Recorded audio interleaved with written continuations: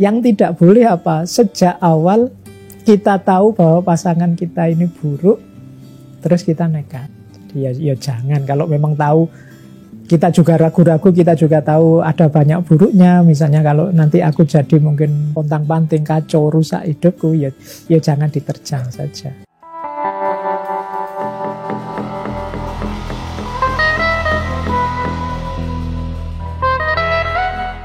Pak Faiz, pembahasan kita kali ini adalah tentang jodoh, Pak. Baik jodoh dalam konteks pranikah maupun pengertian jodoh dalam konteks setelah menikah. Kita awali dari yang pertama dulu nih, Pak. Konteks jodoh sebelum menikah. Pertanyaannya, benar nggak sih, Pak, tanda-tanda jodoh itu bisa kita deteksi dari ciri-cirinya? Jadi sebenarnya membahas apakah orang ini jodoh saya itu nanti berhubungan dengan pembahasan tentang cinta. Jadi yang pertama apa? Ciri jodoh itu tidak bisa dikalkulasi rasional, tidak bisa dikalkulasi empiris. Tidak bisa saya kaya, dia kaya berarti jodohku. Saya pendiam, dia pendiam berarti kita cocok. Tidak sesederhana itu. Jadi bukan karena orang itu cirinya cocok maka dia jodohku. Tapi karena aku merasa dia cocok jadi jodohku, maka ciri-ciri itu akhirnya ketemu. Cirinya tidak di depan. Kalau bahasa teori cinta kan passionnya dulu. Jadi orang mengikuti rasa yang muncul dalam dirinya. Wah, makanya kebanyakan kan orang merasa jodoh itu, wah jangan-jangan ini jodohku. Itu kan passionnya dulu. Baru setelah itu dia nyari-nyari, oh ini cocok, ini tidak cocok. Baru arahnya ke situ. Jadi jodoh atau tidak jodoh itu kalau di awal itu deteksinya ya lewat rasa tadi. Jadi nggak ada rumus yang khas ya, Pak? Nggak ada rumus khas bahwa oh ini saya pendiam dia cerewet berarti cocok misalnya. Atau kebaliknya saya pendiam dia pendiam berarti cocok. Ini orang nafsir versi dia sendiri. Sebenarnya awalnya memang sudah ada rasa. Ketika rasa itu muncul atau tidak muncul, ketika tidak ada rasanya, secocok apapun ya kita tidak akan anggap dia jodoh. Jadi justru awalnya kita merasa jodoh itu ada rasa. Yang kedua, kebutuhan. Biasanya orang itu cenderung merasa nyambung dengan yang dia butuhkan. Jadi wah ini rasanya jodoh saya. Kok cocok ya? Cocok berarti cocok dengan keinginan kebutuhan kita. Misalnya saya ini orangnya butuh dorongan kuat mau apa-apa. Ini yang temanku yang ini nih rasanya kok setiap dia hadir aku terdorong terus. Jangan-jangan ini jodoh. Nah, itu biasanya orang menilai jodoh itu dari situ. Kayak tadi jiwa yang separuh hilang itu ketika ketemu kan tariannya kuat ke situ. Ya. Kok ceritanya balik lagi muter saya ketemu dia lagi. Kok muter lagi balik ketemu dia lagi. Jangan-jangan memang ini ada sambungannya. Ini sebagian diriku yang hilang ada di situ. Itu bisa ke situ. Tapi lagi-lagi memang awalnya rasa tadi.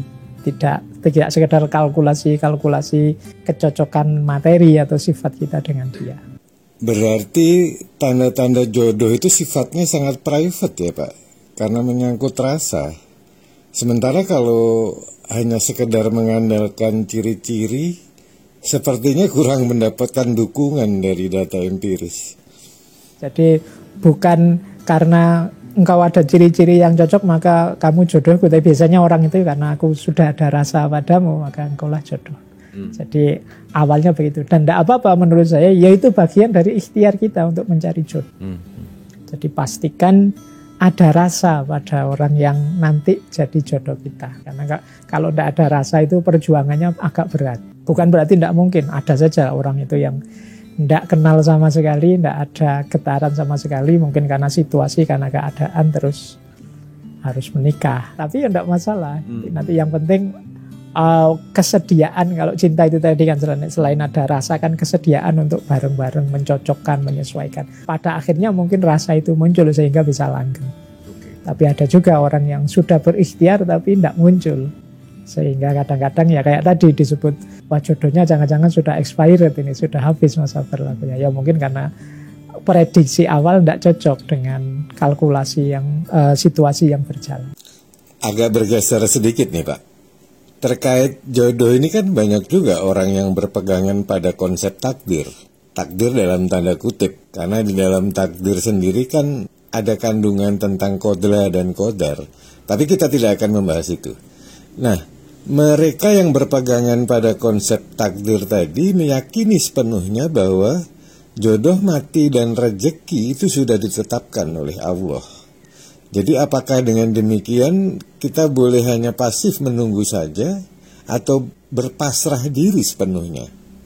Jadi jodoh itu sudah ada, semua orang disiapkan jodohnya. Tapi kan ini dari sisi Allah, dari sisi Tuhan yang tahu. Kita tidak tahu rahasianya Allah apa. Ya seperti rezeki, kita tidak tahu rezeki kita ada di mana. Ayo kita cari saja, ayo kita kejar saja. Kita berikhtiar, tidak boleh cuek. Jadi karena ini menyangkut separuh hidup, separuh iman, separuh apa tadi, ya kita serius, berikhtiar.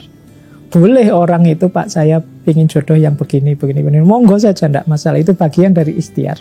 Nanti rahasianya Allah, ternyata ketemunya ini. Ya sudah, itu berarti ketetapannya Allah itu. Jadi ini persis seperti takdir. Kalau dari perspektifnya Allah, hidup kita ini sudah detail A sampai Z-nya. Tapi kan kita tidak tahu isinya apa. Ketetapan Allah itu yang bisa kita lakukan ya ikhtiar. Jadi tidak boleh sejak awal kita niat, sudahlah aku tidak usah nikah saja. Nanti kalau jodohnya dihadirkan Allah ya datang mesti. Nah itu berarti abai dengan urusan penting dalam hidup. Makanya Nabi pernah marah ketika ada sahabat yang berniat, saya hidupnya untuk agama saja, saya tidak ingin menikah. Itu Nabi marah karena aku ini Nabi dan aku menikah. Bahkan untuk ini kan terus ada kalimat yang terkenal sekali dari Rasulullah itu, faman rohiba an sunnati falaisa minni. Yang tidak suka sunnahku, berarti dalam hal nikah ini tidak termasuk golonganku. Jadi berarti penting diutamakan oleh Nabi, menikah ini. Jadi kita hitung saja keseriusan kita mencari jodoh itu bagian dari mengikuti sunnahnya Nabi. Bahwa nanti Allah menetapkan apa, pasrahkan pada Allah. Bahkan mungkin ada yang orang tidak ketemu jodohnya sampai sepuh, sampai tua. Ya monggo saja pasrahkan pada Allah, tapi bukan karena kita memang tidak niat menikah. Menyambung kembali beberapa konsep dalam Islam nih, Pak. Dalam Islam kita mengenal konsep sunatullah, yang ilmu barat menyebutnya hukum alam. Nah, dalam konteks jodoh ini, banyak orang yang meyakini bahwa sesuai sunatullah, orang baik itu akan berjodoh dengan orang baik. Dan sebaliknya. Tapi dalam kenyataannya ternyata yang terjadi tidak selalu demikian. Jadi sebenarnya apa faktor utamanya, Pak? Jadi ini mirip seperti tadi. Kadang-kadang ada orang itu mungkin salah membaca, salah prediksi, salah kalkulasi. Tidak apa-apa. Ya memang kadang-kadang manusia itu ya tidak seperti malaikat, tidak seperti Tuhan yang bisa membaca detail sampai dalam. Kita itu ya kadang kalkulasi kita keliru. Kita menganggapnya baik, tapi ternyata begitu menikah kacau ternyata. Hidupku malah rusak misalnya, tambah jauh dari Tuhan. Nah itu silahkan dirunding kembali kelanjutan kebersamaannya. Yang tidak boleh apa, sejak awal kita tahu bahwa pasangan kita ini buruk, terus kita nekat. Jadi ya jangan, kalau memang tahu, kita juga ragu-ragu, kita juga tahu ada banyak buruknya. Misalnya kalau nanti aku jadi mungkin pontang-panting, kacau, rusak hidupku, ya jangan diterjang saja. Itu yang bagian dari ikhtiar tadi, bahwa ada baik, kita milih yang terbaik untuk hidup kita, bahwa ternyata pilihan kita salah, yaitu manusiawi. Ya nanti kita perbaiki entah dengan jalan apa. Tapi jangan sejak awal kita abai dengan itu. Yang penting dapat pasangan, buruk juga rusak bisa tidak masalah, sih penting jangan begitu. Jadi ya lakukan ikhtiar agar kita dapat yang terbaik, entah dengan cara apa. Jadi definisi baik menurut manusia itu ternyata relatif ya, Pak. Karena kita tahu bahwa baik itu sendiri kan memiliki gradasi. Bahwa baik itu belum tentu benar, dan benar itu juga belum tentu bijaksana.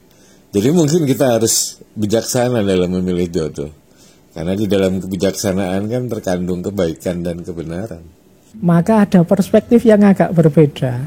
Misalnya ada filosof terkenal sekali, Sokrates dari Yunani.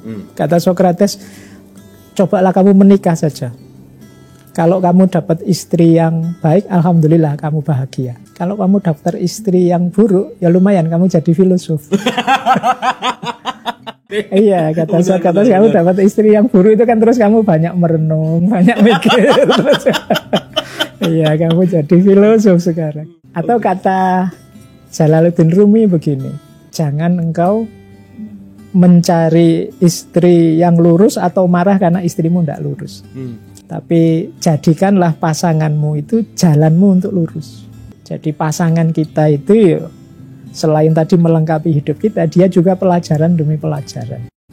Dia juga hikmah yang di situ kita bisa meningkatkan kualitas diri kita. Jadi justru ujiannya di situ. Baik, Pak Faiz, terima kasih, menarik sekali. Dan terima kasih kepada teman-teman yang selalu mensupport Luru Laku Channel. Salam sehat dan sukses selalu.